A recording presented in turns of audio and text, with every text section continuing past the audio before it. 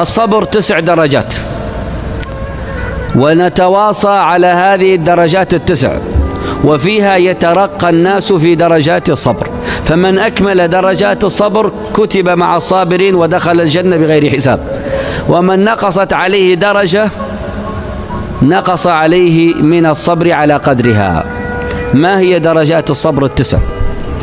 صبر لله على طاعة الله، وصبر بالله على طاعة الله، صبر لله على طاعة الله، وصبر بالله على طاعة الله، وصبر مع الله على طاعة الله. كم وحدة هذه؟ 3. صبر لله عن معصية الله، وصبر بالله عن معصية الله، وصبر مع الله عن معصية الله. كم هذه؟ 6.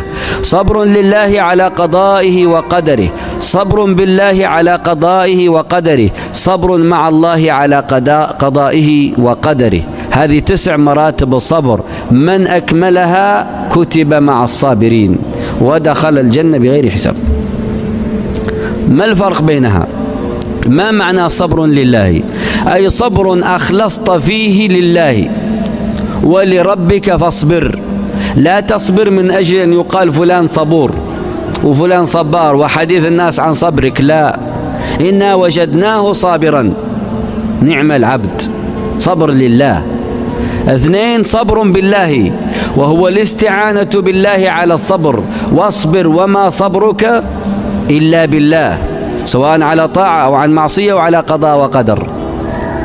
طيب، والثالث صبر مع الله، إن الله مع الصابرين، وهذه قمة الصبر، وهو مقام الإحسان في الصبر، أن تصبر على طاعة الله وأنت تستشعر أن الله معك وأنت في طاعته، وتصبر عن معصية الله وأنت تستشعر أن الله يراك وأنت تعصيه إذا وقعت في معصية، وصبر على قضائه وقدره، أن تستشعر أن الله يراك وهو يبتليك ليختبر صبرك فيرى هل تصبر وقد مات ولدك، هل تصبر وقد ماتت والدتك، أو مات والدك، أو ماتت زوجتك، أو مات قريب لك. إنما الصبر عند الصدمة الأولى، فمن استشعر أن الله معه عندئذ هانت الأمور عليه.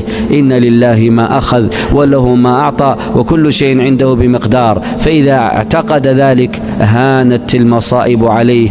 فيقول النبي صلى الله عليه وسلم: إن القلب لا يحزن